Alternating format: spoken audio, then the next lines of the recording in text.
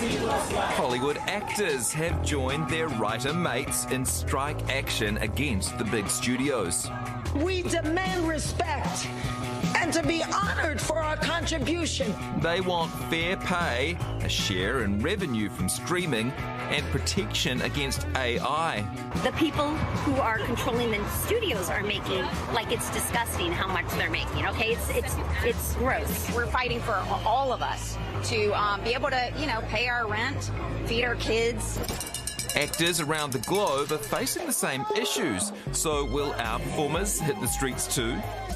We have told SAG-AFTRA, and our board has said that we support the strike because there are likely to be flow-on benefits if SAG-AFTRA wins these conditions, but we can't actually strike to help them. Our law doesn't allow it. The controversial act known as the Hobbit Law passed in 2010. It turned all screen workers into contractors and removed their right to take industrial action. A new law passed last year restored collective bargaining, but actors still can't go on strike. We're talking about a workforce in New Zealand that is working in one of the probably least regulated screen industries in the Western world. So things like residuals is not something that New Zealand actors have had access to, and minimums is something that New Zealand actors have also not had access to in terms of a baseline minimum in their contracts. In America, it's more than 80% of people who are members of SAG-AFTRA are not eligible to get the health and pension benefits.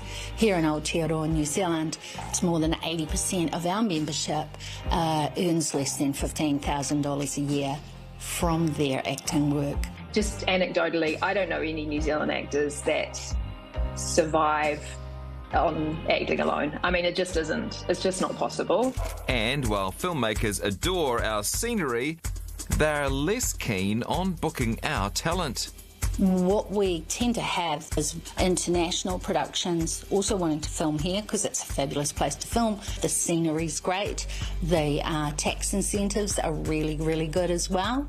What we don't see is enough New Zealand actors being pulled into those productions so that they can build their careers. In Australia, for example, they have a system by which if you are bringing in international cast for your feature film that you're shooting in Australia, you need to prove essentially that you're also casting 50% of your leads and 75% of your supporting cast are Australian actors. I think it's about having the confidence to back ourselves, to back our talent.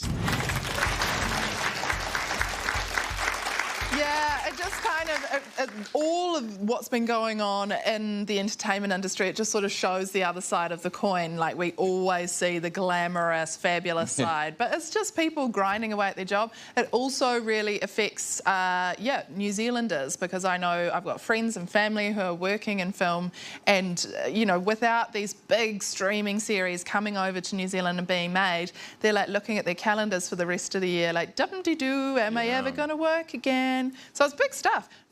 Also, most importantly, what the heck are we going to watch when all the TV shows run out? No, we're going to have to talk to each other.